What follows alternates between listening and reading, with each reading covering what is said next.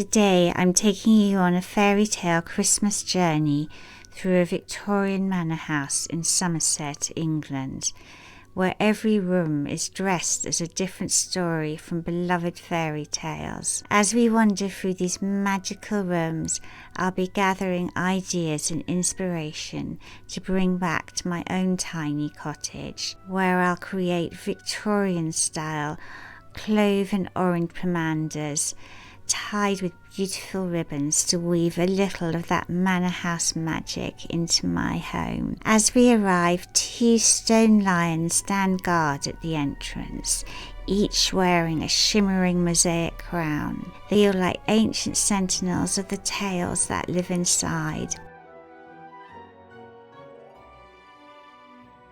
Just beyond them, the fairy tale of the wild swans comes to life.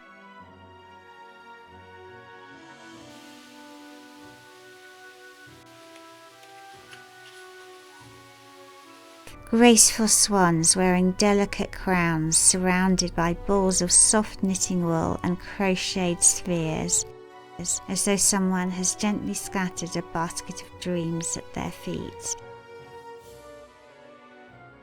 Stepping through the doorway, the atmosphere changes.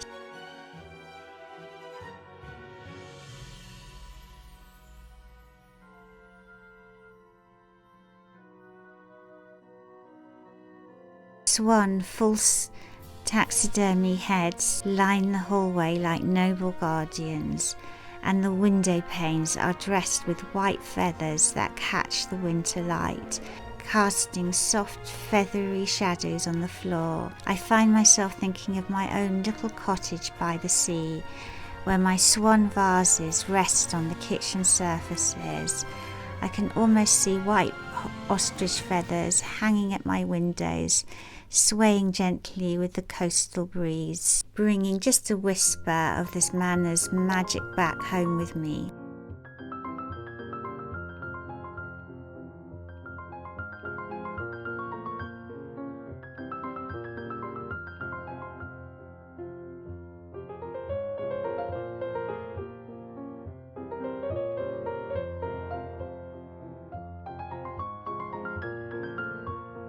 I may not have full swan taxidermy, but I do have a rabbit who I'm sure would feel very much at home in a house full of stories like this.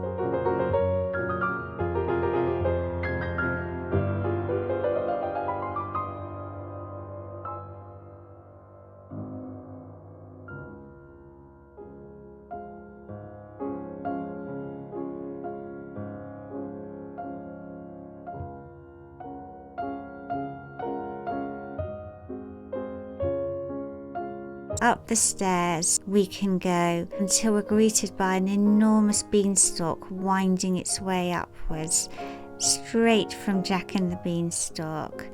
It reaches towards soft white clouds hanging from the ceiling. In the drawing room, we tumble gently into Wonderland. A Mad Hatter's tea party has been laid out, full of whimsy and mischief. Among the teacups and saucers is a rabbit teapot, cleverly used as part of the scene.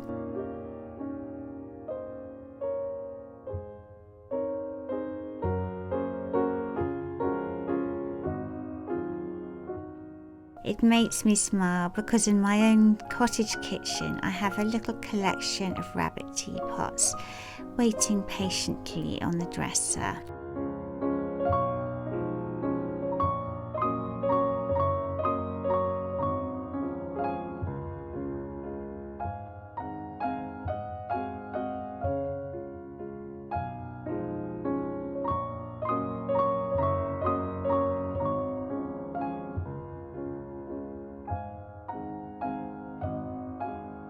I can picture laying my table for a storybook tea with places set for Alice, the Mad Hatter, the March Hare and the Sleepy Dormouse, with the kettle quietly singing on the stove.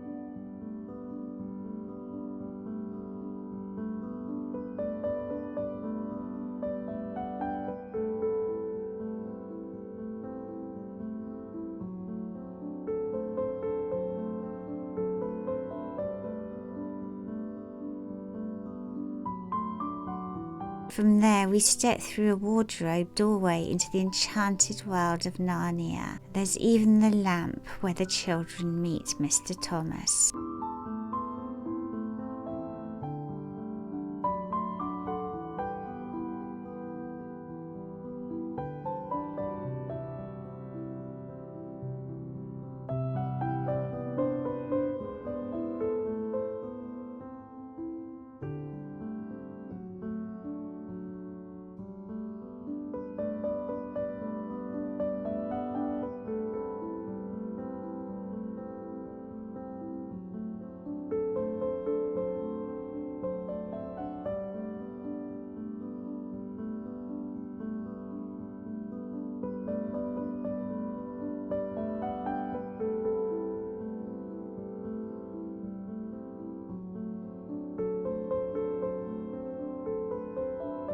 In another room, Puss in Boots lounges with a suitably roguish air, and nearby Cinderella's glass slipper glitters beside her ball gown, a breathtaking dress made from hundreds of colourful dried flowers, like a pressed garden turned into a garment.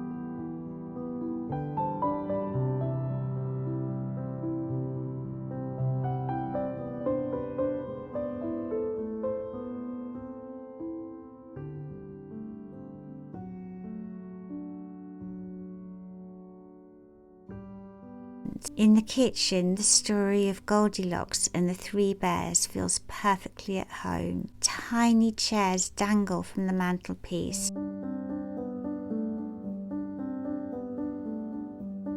and painted wooden spoons rest ready for a porridge or even a hearty winter stew. Overhead and all around us, white crocheted snowflakes hang like frozen lace, creating the feeling of a gentle, frosty Christmas morning. Finally, we wander into the conservatory where Hansel and Gretel come to life. Iced donut decorations hang like little sugared moons, and it's easy to imagine the scent of vanilla and spice in the air.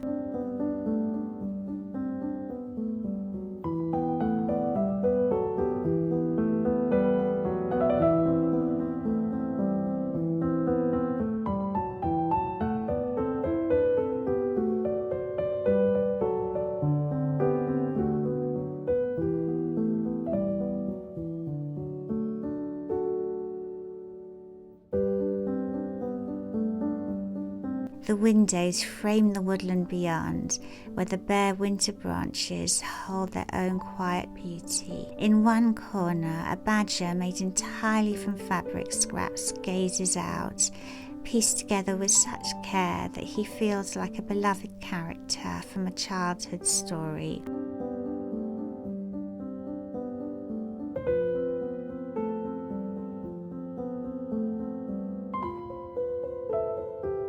And it's in the last room that something catches my heart. Delicate Christmas decorations scented with cloves. Their warm, spicy fragrance wraps around us like a familiar hug. And in that moment, I'm taken straight back to Victorian Christmases and old storybooks. These clove-scented treasures become the spark for that next part of My Fairytale Christmas.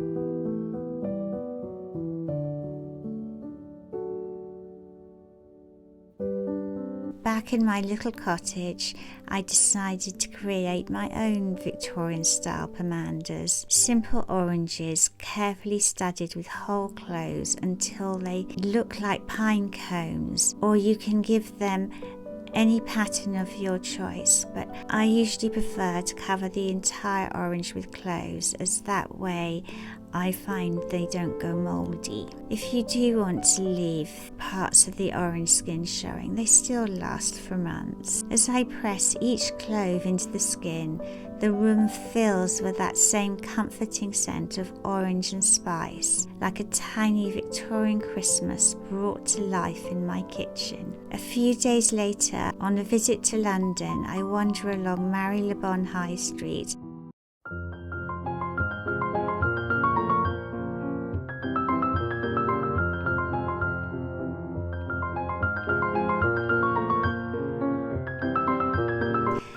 and visit a renowned ribbon shop, beautifully dressed for Christmas.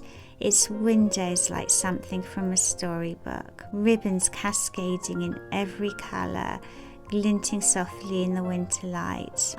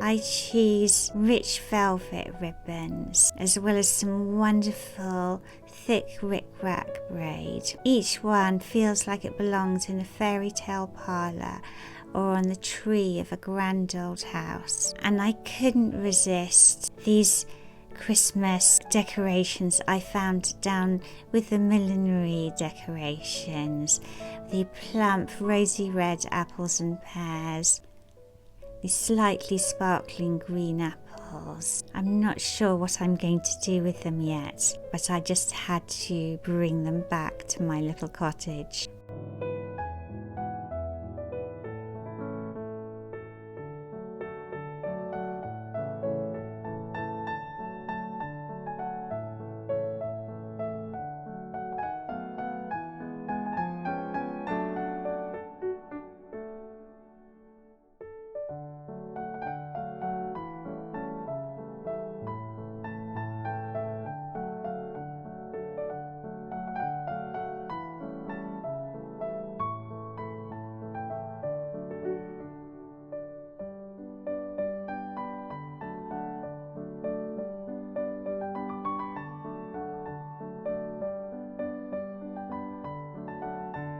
When I return to the cottage, I tie these ribbons gently around my finished pomander balls, turning them into little gifts of scent and colour. I can hang them in my windows or nestle them in bowls on the table, or even tuck them onto shelves beside vintage china and well-worn books. What I love to do is hang them inside my wardrobe, where they repel clothes moths and add a wonderful fragrance. The cloves and oranges and the velvet ribbons and the quiet glow of candlelight and fairy lights in the evenings all come together to create exactly what I hoped for, a fairy tale Christmas woven from Victorian Pomanders Manor house magic and the simple, gentle joy of my own little cottage. Thank you for wandering through these storybook rooms with me, and for joining me back home as we stitch a little enchantment into the season. I hope this fairy tale Christmas brings you